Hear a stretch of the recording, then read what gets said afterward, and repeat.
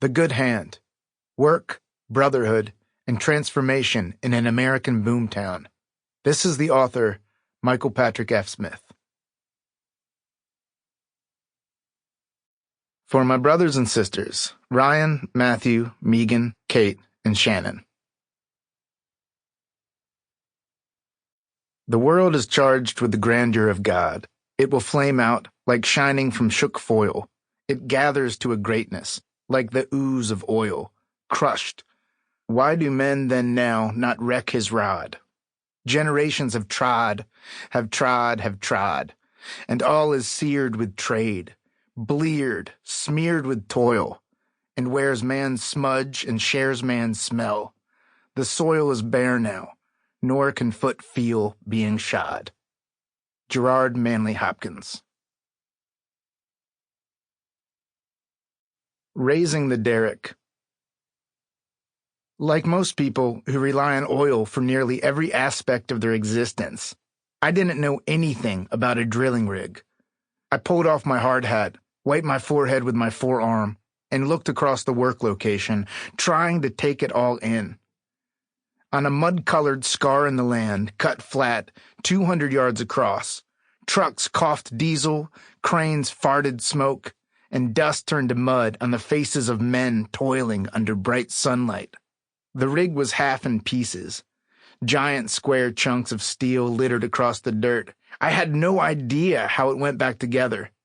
I adjusted the inside strap of my hard hat. What did the roughneck call it? A brain bucket? And set it back on my head. It was my 5th day in the oil patch. I had yet to make a hand. I didn't even know what it meant to make a hand. And I had no idea how vital that idea would become to me.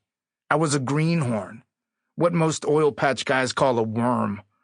A headless, legless, brainless thing, good for eating dirt and shutting the fuck up. I had just left the shitbox.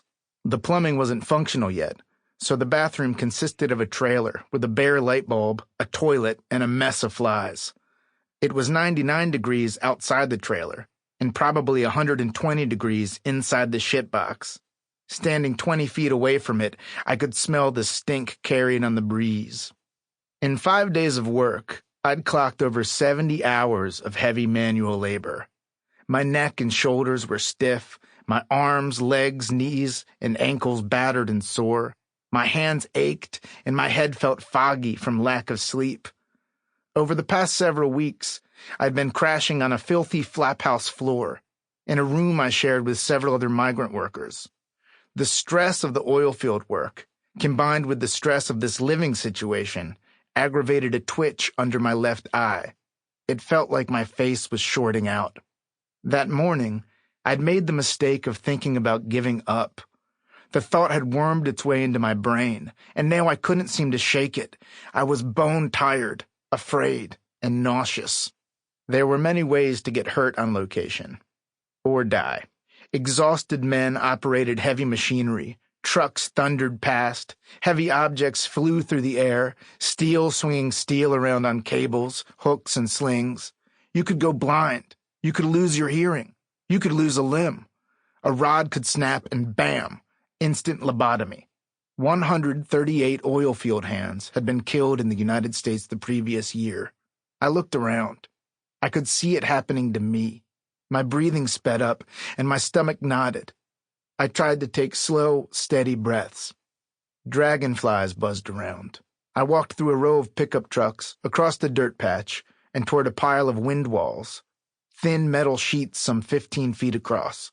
A wind wall does exactly what it sounds like it should do. On the high plains, with no trees or mountains to stop it, the wind is fierce. Even in the summer, gusts of northern air can all but knock you down. The walls protect against that. They make it easier for men to work the floor of the drilling rig, 2 to 3 stories above the dirt. I was 20 yards from the crane and maybe 30 yards from the base of the rig. I squinted up into the sun. A wind wall, attached to the crane by 4 metal chains on the crane's whip line, dangled in the air above the rig's floor.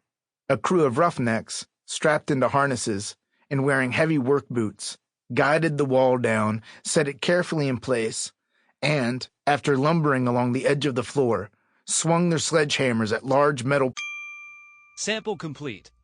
Ready to continue?